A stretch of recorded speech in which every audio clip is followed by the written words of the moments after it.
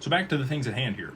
We've got a lot culminating here at the end of June, into early July. We have July 4th, Friday. It's bank holiday this week. So short trading week. Not sure how that's going to work with 24/5 trading. Do they still honor holidays on that? I don't know.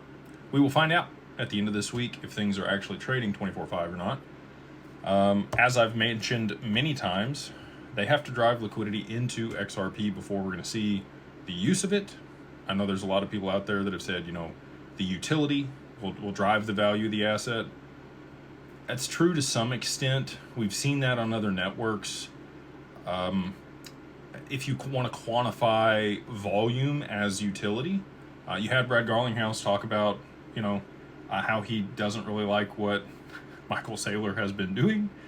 Financial engineering is not actual utility. It does not help the space.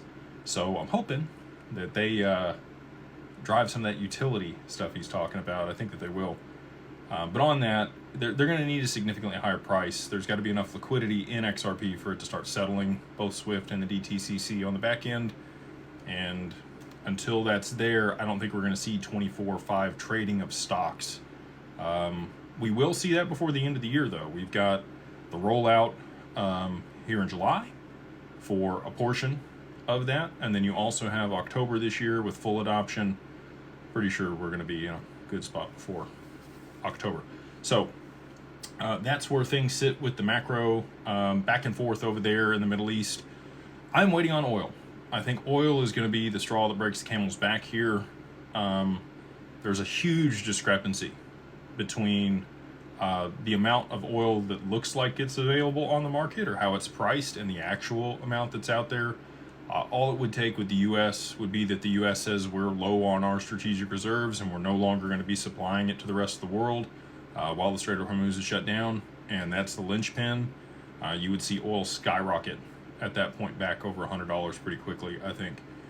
And that would cause significant inflation there in Japan. A lot of people, not understanding the jawboning that's going back and forth between President Trump and the Iranian officials saying that there is no meeting this week.